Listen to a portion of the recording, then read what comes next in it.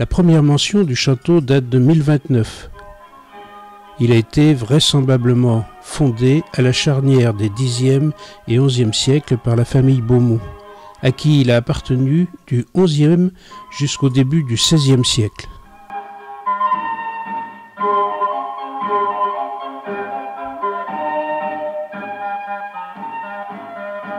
La forteresse comportait 3 enceintes, mais la plus extérieure a disparu. Une seconde était garnie de 38 tours. Une chapelle se dressait dans l'enceinte. À ce jour, seules les fondations de la crypte subsisteraient à environ 2 mètres de profondeur.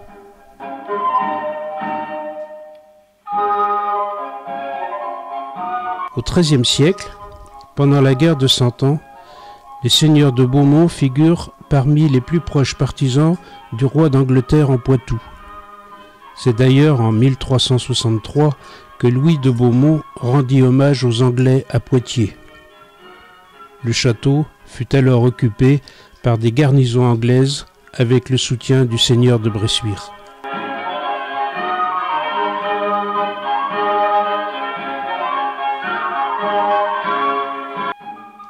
En 1370, Du Guesclin obligea les Anglais à capituler.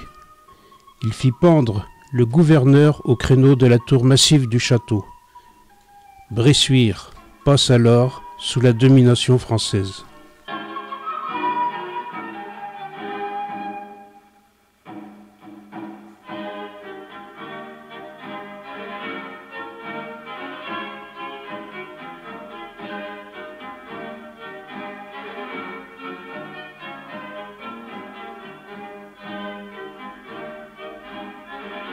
C'est en 1440 que Jacques de Beaumont, chambellan et conseiller de Louis XI, devint seigneur de Bressuire. Il fit du château une magnifique demeure seigneuriale avec de belles fenêtres, de splendides cheminées en granit que nous pouvons deviner encore aujourd'hui, et une élégante galerie. Décédé en 1492, il laisse 3 enfants qui malheureusement se désintéressèrent totalement du château.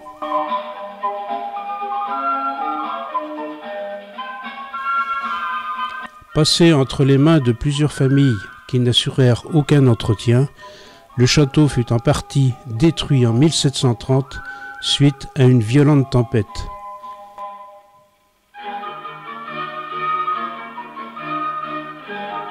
Une grande partie de la façade s'écroulera en 1876.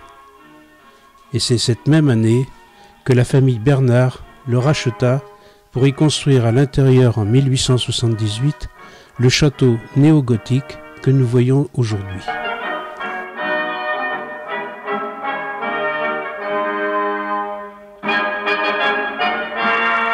L'ensemble du château a été acquis par la ville de Bressuire en 1975 et le vieux château classé au monument historique en avril 1996.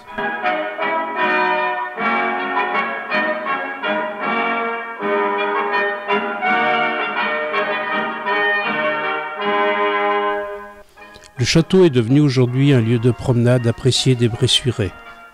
Alors que le logis accueille de nombreuses expositions temporaires, les abords ne manquent pas d'attractivité et d'originalité.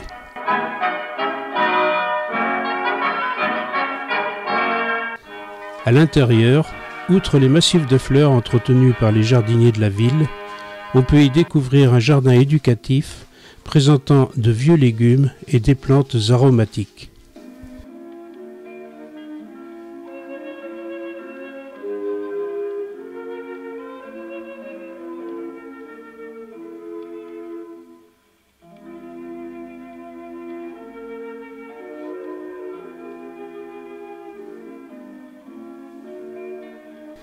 À l'extérieur, une promenade bucolique permet de découvrir quelques vaches émigrées des Highlands écossais, ainsi que des chèvres qui assurent l'entretien des abords difficilement accessibles pour l'homme.